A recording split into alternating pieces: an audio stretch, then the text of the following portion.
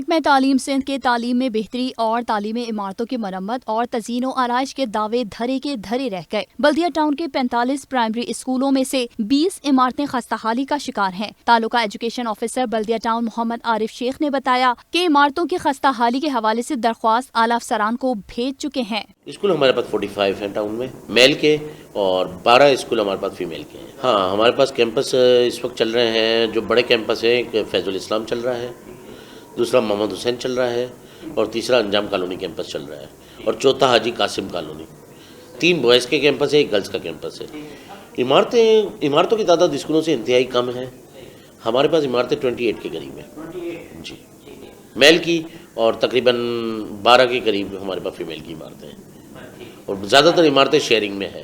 School furniture کے حوالے سے تعلقہ ایجوکیشن آفیسر بلدیہ ٹاؤن کا کہنا تھا کہ 45 اسکولوں کی اساتذہ کے لیے 88 کرسیاں اور طلبہ کے لیے ڈیسکس ملی ہیں، لیکن طلبہ اور اساتذہ کی تعداد زیادہ ہے۔ جس طرح فرنیچر کی شارٹیج کے لیے ایک اقدام اٹھایا، اور میرے پاس ابھی میں آپ سے لسٹ شیئر کر رہا تھا کہ اتنی بڑی تعداد میں مجھے فرنیچر ملا، جو کہ تقریباً اگر 45 اسکولوں کا نہیں تو اس میں سے 20 اسکولوں کی شارٹیج پوری ہو گئی ہے۔ دیکھیں، ایجوکیشن واحد ادارہ ہے جو کہ ہم آپ کو گورنمنٹ کو کما کے نہیں دیتے۔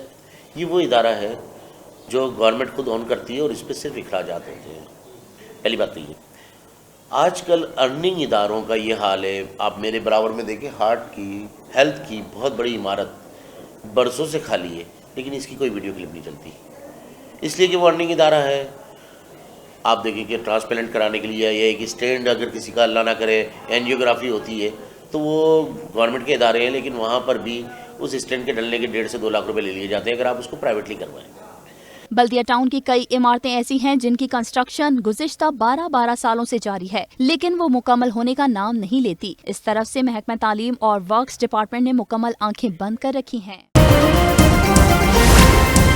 Z110 نیوز، خبر کی اصل خبر۔